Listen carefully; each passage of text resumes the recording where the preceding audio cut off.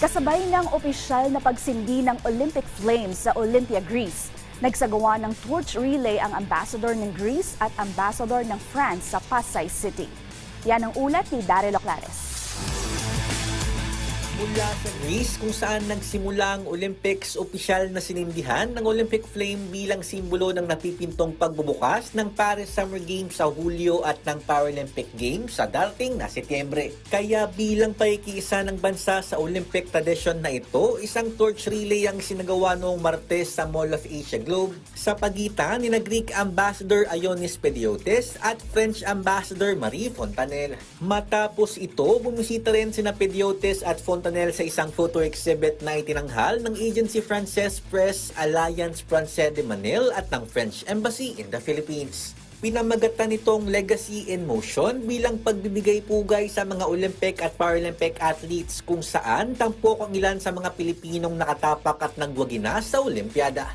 Bukod sa mga atleta, ilang matataas na sports officials ng bansa ang dumalo sa nasabing exhibit sa pangunguna ni Philippine Sports Commission Chairman Richard Bachman. Again, congratulations to this event. We are all excited. Our athletes are excited. And just to FYI for everyone, PSC had a long day today. We were in Congress with our representative from the World Anti-Doping Agency. And our flag will be flown in the Olympics.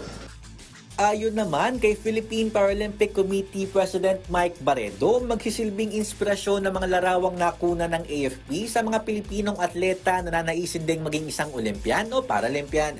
Malaking bagay ito kasi siyempre, kaya nga legacy in motion, kung ano yung mga na-experience nila and what they will leave behind for our Filipino countrymen to see, to experience, and for those that will aspire to be Paralympians one day themselves and Olympians as well.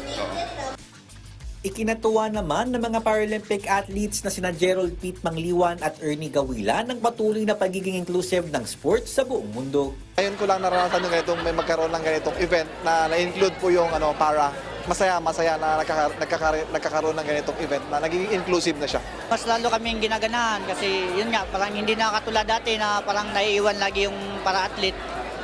Sa ngayon, yun nga, maganda yung palakad ng pamahalaan, lalong-lalo na sa mga kawani ng Philippine Sports Commission na yun talaga yung number one na sumusuporta sa amin at saka sa NSA namin. Hudyat ang mga aktibidad na ito sa nalalapit na pagsisimula ng Paris Olympics kung saan ibabandera ng ating mga atleta ang Pilipinas sa pinakamalaking entablado sa larangan ng palakasan.